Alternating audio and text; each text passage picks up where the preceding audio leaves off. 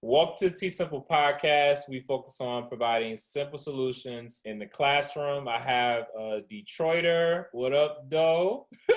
Hey, I had to what start up, it off. though? I have the East Sider, right? Detroiter. Born and raised on the West Side, though. Let's be clear. Bet, Let's bet. get that settled. No, I'm kidding. So shout out to both sides, right? Shout out to the D. I got my sister Brittany Rhodes. She is the creator of the Blackgirlmathgic box. It is the only subscription box, and when I think of subscription box, I just think like the '90s, like before the internet started popping off, and like I just got that just real vintage vibe when I just started researching you.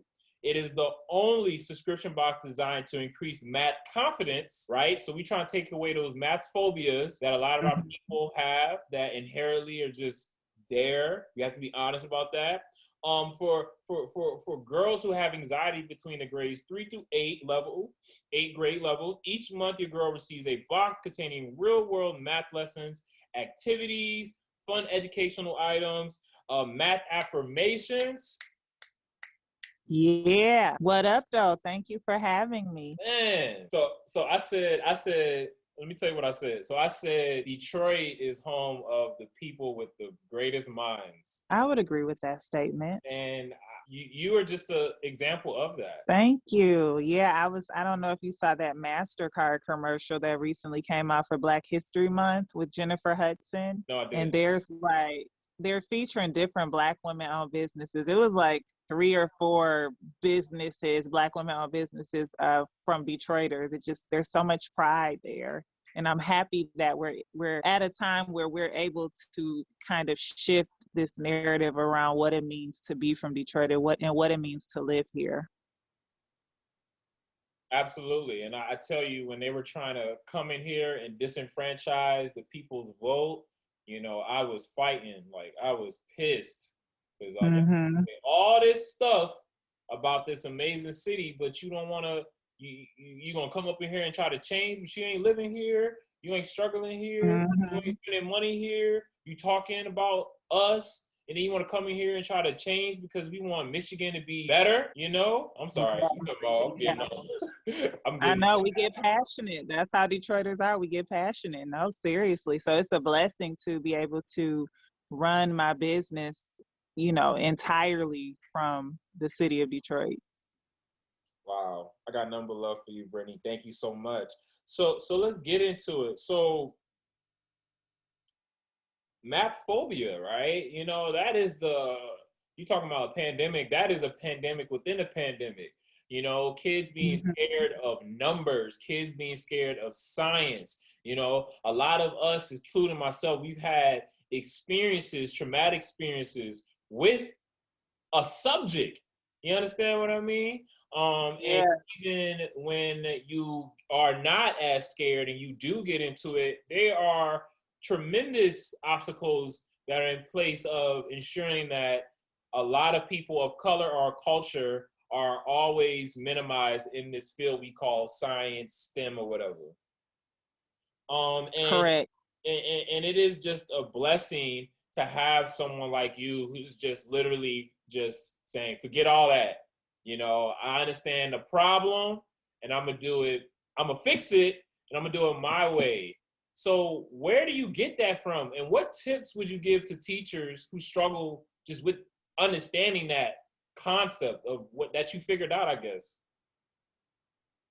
So for me, I have been tutoring since I was 17 years old. And I also had a brief stint. I taught GED math to adults in the city for a little while.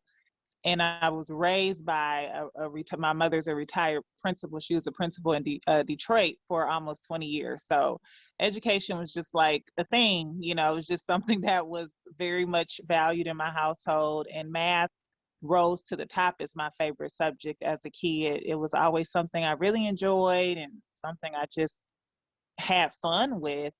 And I majored in math in college. I went to Spelman College in Atlanta, majored in math, and it was there that I was introduced to the concept of math anxiety, but I didn't know that that's what it was called at that time. I just was tutoring uh, fellow classmates, peers, and these were folks who were maybe like econ majors or liberal arts majors, and they just had like maybe one or two math classes to take and to satisfy their degree, and then they were really, really excited to be done. And I was like, dang, like why are they excited to be done with math? And so that was my introduction, to people really not being excited about math. And I remember for those of us for the math majors, whenever we would tell people that we were math majors, it would be, we would just get so much surprise. It would range from like judgment, to like, oh, you one of those, you think you a nerd, or something like that, or oh my goodness, you must be really smart, or you must be a genius, or all the way to, oh, so you must want to be a teacher. And many of us actually did not end up in the classroom. Some of us did, but not all of us. And so we would say, we weren't sure if we wanted to teach. A lot of times people would be like, well, what are you going to do? Like as if that is the only pathway, only career pathway of, for a math major. So after I graduated, I had different full-time experiences and all of that good stuff, but I just continued to tutor on the side. It became my side hustle, but it also was kind of like my passion project. It was like the thing I did for fun, and I was a paid tutor, I was a volunteer tutor, and I just learned over time. I was like, okay, I'm having some kids who are having some real struggles with mathematics, like you said, this fear of numbers, this fear of getting the answer wrong, this fear of not getting things correct on the first try. And so I was just kind of trying to sit with that. I was like, I don't really know. I'm having success with my own students, but I don't really know like how to address this on a grand scale. Like, how do you impact this type of mindset around mathematics, on a greater level? And I'll get into the subscription box later, but there are some things I've picked up along the way that I love to share with educators and with teachers. And one of my main recommendations is to hold space in the classroom to talk about math anxiety and to talk about math confidence. It really wasn't a conversation when I was coming up, because I don't know if we knew what we didn't know as much as we know about math anxiety and math trauma and math shame. Like, these are actual terms that have been studied and researched. These are not just things we're making up. And we have, research and studies around it. And I think it's such a good time now, as we continue, to see in pop culture and in other places, the messages continually telling kids that math is not for them, especially Black kids, especially girls. To hold space in your classroom for your kids to talk about math anxiety. And one of the things I love to recommend is a survey, because then you can layer in some math education in there with it. So administering a survey, and it doesn't have to be anything long and drawn out, maybe 5 questions around math anxiety. Talk to your kids about what that is. Ask them, have they ever experienced it? Ask them, have they ever been scared to ask a question in class? And of course, this is anonymous because we want them to be honest. Ask them, do they think they have math confidence? On a scale of 1 to 5, how would they rate their math confidence? And then, depending on the age, of course, and the grade level, and having them analyze those results and having a discussion around it in class. So it's kind of a cross-curricular task, because it's addressing some social emotional pieces, but they're also looking at data and interpreting data and using data to tell a story, which is one of the things we want our kids to be able to do as they become adults and go to college and, do whatever it is they want to do. So that's one piece of it. And then I also like the idea, because as you mentioned, we include a math affirmation in every single Black Girl Magic box, because we are actively fighting against fixed mindset. Growth mindset is a really big deal for me, and really fostering that in children. It's, for whatever reason, math is just uniquely situated as, you mess up one time and now you will never be good. Now you are doomed, you are stuck. And we don't approach many other things like that. So having an activity where the kids are writing their own math affirmations, and Wow. Pinterest, I think, is a good place to start, because you can get some prompts there, you know, some like just general affirmation prompts and some good worksheets or some good overviews of what affirmations are. But then having the kids like put a spin on it and do a positive statement around mathematics. And then you can get really creative with it. You can have the kids read them and on Zoom if you're not, you know, if you're virtual, or in class if you're in school in person, or you can have them read them at the beginning of class and at the end of class every day. And over time, you know, check in with them like, okay, how are those, you know, how are we feeling about our math ability? How are things going? Because, you know, affirmations really, there's a lot of power in positive self-talk, right? And it's not just like, not necessarily the whole fake it till you make it, but just talking positively to yourself about an area you want to further develop in or to strengthen. There's a lot of power in that. So those would be my two recommendations for teachers who are looking to address math confidence in their classrooms. Thank you so much. Thank you so much. Thank you so much. I love it. I love it. So what Of so course. what is Black Girl Mathgic? What is the box? And how did you get started, and why is this so important? Okay, so Black Girl Magic at its core is a movement. So Mm, it is a movement to increase math confidence, persistence, enthusiasm, fluency, and agency in children, with a focus on girls and Black children, because we know that they are disproportionately impacted by math anxiety for a variety of reasons. And our flagship product is the Black Girl Magic Box, as you mentioned, which is the first and only monthly subscription box designed to increase math confidence and decrease math anxiety in girls, on focus on the third to eighth grade math level, because that's when the foundation is set. And that range is typically when girls start to dissociate from mathematics, right? When they start, you know, being told that it's for boys or whatever messages they're getting. So we focused on that. And then also because that's when all of the basics are introduced. And that is what I continue to see in my high school, my upper middle and high school students. I continue to see them, many of them, not all, many of them struggle with fractions, negative numbers, decimals. You know, they're in algebra, they're in trig, and they have not mastered the basics, right? The foundation. And so then they're ready to just throw the whole subject away, you know, because they're like, you know, I don't got time to be sitting here trying to figure all this out. So my goal is to really fill in those gaps in the third to eighth grade mathematics. And we also recently launched a limited edition kindergarten through second grade bundle, because we were getting a lot of parents of younger kids asking us like, okay, what do you have for my, you know, 5-year-old? What do you have for my 3-year-old? And we didn't have anything.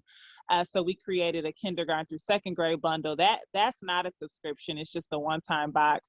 Um, but it's really cool, if I say so myself. We put a math affirmation puzzle in there, a 40+ page coloring and activity book featuring the several of the mathematicians we featured in our subscription boxes. So that's a really cool prize or gift as well. And then we also have our online shop where we sell just kind of one-time products. People can get past boxes or things that we have put in past inventory for past boxes. So we have all kind of cool stuff, and all of this is designed to make sure our kids see themselves as learners and doers of math, and know that they have what it takes to perform math at a high level and to use math to design their ideal lives. What do you want people to get from the podcast? You know, you're doing revolutionary stuff. It's very innovative. I know you're a pioneer. I don't know too many people doing what you're doing, especially in Detroit. You know, what do you want people to get from the podcast? And thank you again. You know, I definitely got to get you to come back on, because I definitely want to talk about literally like what are the phobias and where do they come from inherently, and then like who are the people? What's the research? What are people that are giving you this advice that's showing that this is probably the best option, but before that, again, like, what do you want people to get from the podcast? Thank you so much for what you do. Yeah, and I mean, absolutely. Thank you for what you do too. And if my mom was here earlier, but she, as I mentioned, she's a retired principal, and she was always, always, always so excited about Black male educators. She was like, we just don't have enough. So thank you Yeah. for the important work that you do and for showing up for our kids. I really just want to underscore the point that math, for me, what I'm doing is not about a grade in a class. Of course, I want our kids to get good grades, but for me, it's about kids having the options that a strong foundation in basic mathematics provides. So when we talk about what you can do with a math background, and not necessarily a math degree, but just a math background, I have actually a friend who went to Wayne State. She started out as an architecture, like pre-architecture major, saw how much math she was going to have to do, switched to, I think, Near Eastern or Middle Eastern studies. Like, it went completely, which she's fine. She turned out okay. She's successful, but imagine what her life would have been like, right? If she came into college comfortable with math, prepared, knew she could do it, to pursue architecture. So we're having this larger conversation about STEM, and there's two reasons why I was inspired to do this work and to start Black Girl Magic. And number one, math is the foundation of STEM. So if we are going to have all these experiences for our kids to expose them to STEM, but we're not exposing them to the math that is inherent in STEM, we're doing them a disservice.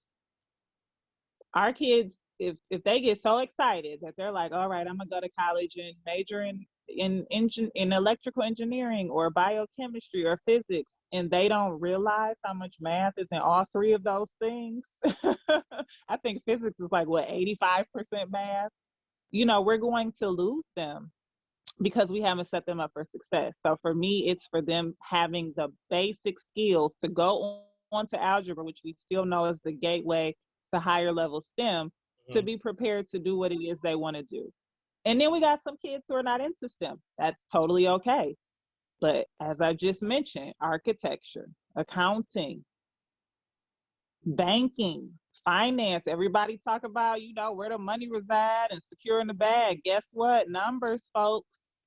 Numbers, all of it. And not only numbers, but being able to interpret those numbers and making them tell a story and understanding what those numbers are telling you so you can take action. Even being a pastry chef, for crying out loud. Fractions, people, ratios, so I'm trying to create something where kids can very clearly see the relevancy and utility of mathematics. And that's part of the reason why we feature, I mean, really, that's the main reason why I feature a different Black woman mathematician in every box. I have featured real estate agents, school teachers. I even feature a Detroiter. She doesn't live here anymore, but she's a Detroiter, and she has a PhD in math. She works at Netflix. Like, who knew you could have a PhD in math and go work at Netflix? Because essentially Netflix is a massive equation. It's really all it is, the algorithm. So I want our kids to just know how relevant math is, how useful it is, and how they can access it to have high paying careers, if I'm being honest, right? To be able to prepare to have the life they want to have and to have those doors open to them, because the alternative is that many doors are going to be closed. And again, that's not saying that they won't still turn out to be successful, but what if they had every opportunity available to them? That's where I live. Pun intended, that's where I reside. So that's what I want people to take away when I talk about Black Girl Magic. And I also want people to know we don't just serve Black girls. People have asked. We have customers who are white. We have white male teachers who subscribe. We even have someone who identifies as non-binary.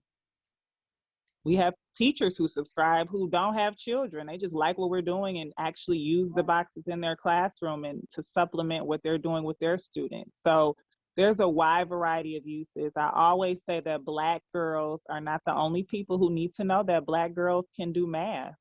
The studies continue to tell us that Black girls are considered the least of us. And so for me, it was about solving for those who are considered the least of us, because when we do that, everybody else wins.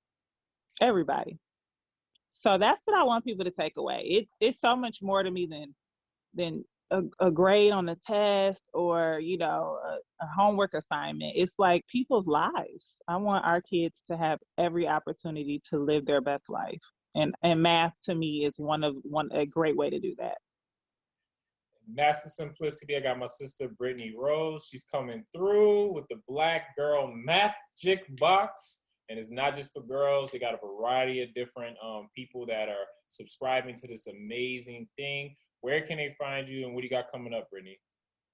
So we can be found on our website, blackgirlmathgic.com, and I'm sure it'll be in the show notes, but it's mathgic. Right.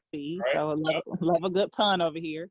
Absolutely. And also on Facebook and Instagram at Blackgirlmathgic.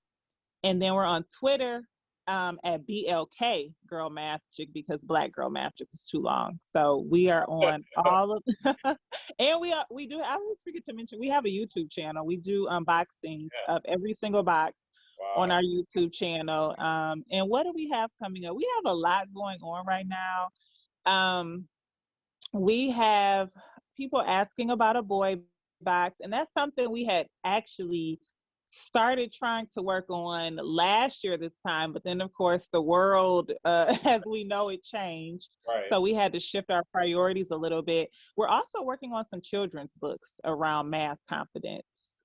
So maybe getting the little babies, getting them indoctrinated before they can talk, so they already know when they start talking that they are math people. So yeah, just continue to stay tuned, follow us, join our email list, and we'll be here. Thank you so much, Brittany. Thank you so much for coming on the podcast. Peace out, y'all.